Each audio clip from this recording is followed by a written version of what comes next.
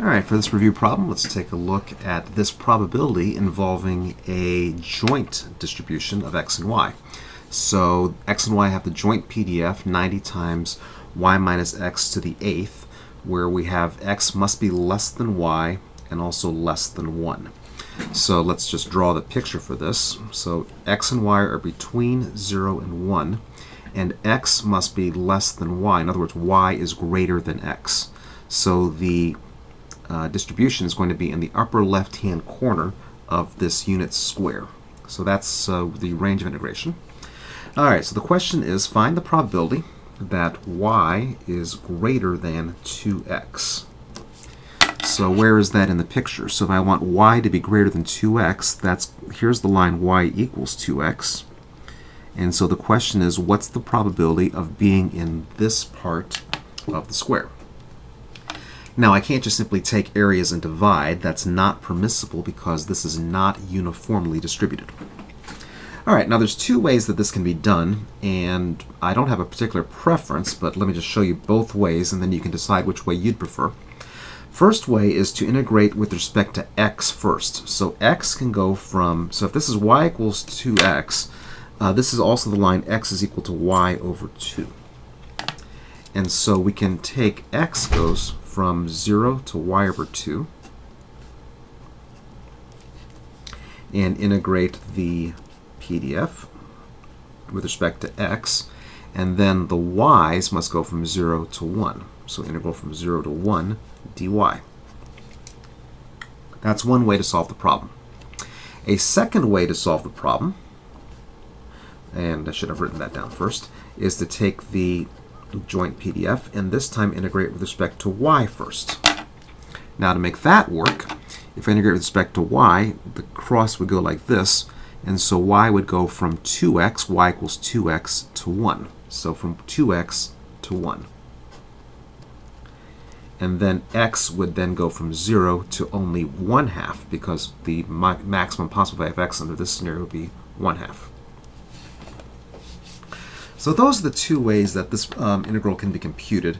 I'm going to use the top one, mostly because I think it's easier, but the bottom one is perfectly permissible, and I forgot the dx here. The bottom one is perfectly permissible if you wish. So I'm going to scratch this out because I will use the top one, but that's what I'll use. All right, so this is equal to. All right, so let's see. So this will be equal to integral from 0 to 1. All right, so the antiderivative of the inside will be negative 90 over 9 y minus x to the 9th. And I'm evaluating from y over 2 to 0 dy. If that's a little bit too fast, you can let u equal y minus x, then du would equal negative dx. And then you would let x equal 0 implies u is equal to y. X equals y over 2 implies that u is equal to y over 2. And then if you do the substitution, you'll end up basically with this integral when you change it back to x's. But if you take the derivative of this explicitly with respect to x, you'll get the function that you see here. Okay, so plugging in, we get an integral from 0 to 1. Plugging in y over 2, we get negative 10 y over 2 to the 9th. Then minus, plugging in 0, we get negative 10 y to the 9th dy.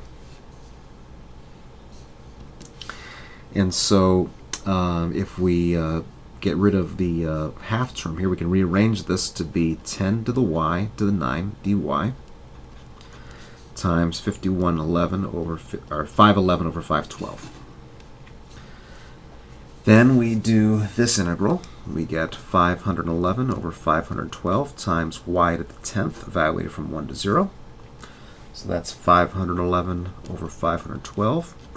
Plug in 1, we get 1 to the 10th minus 0 to the 10th. And so this probability works out to be 511 divided by 512. In other words, a very likely event.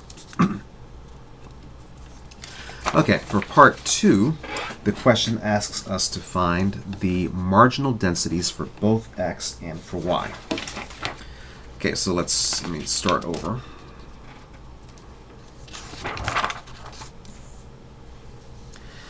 So let's draw the picture again. So there's the line y equals x, and the function is defined in the upper part of this triangle.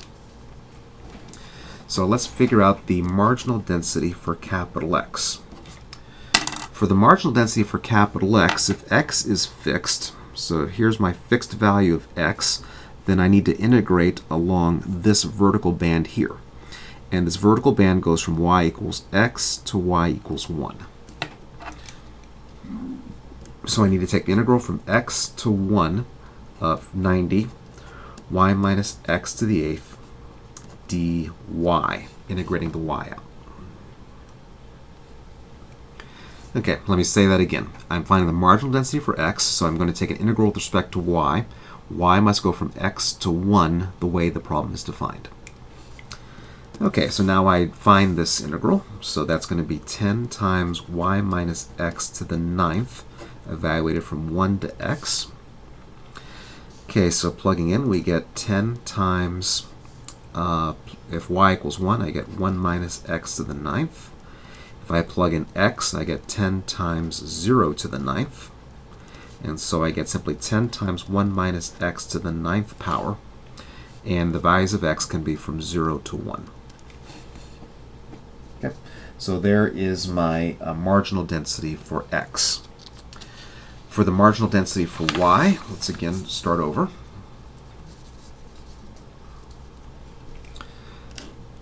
So here's my square again, and the function is defined up here in the upper left-hand corner.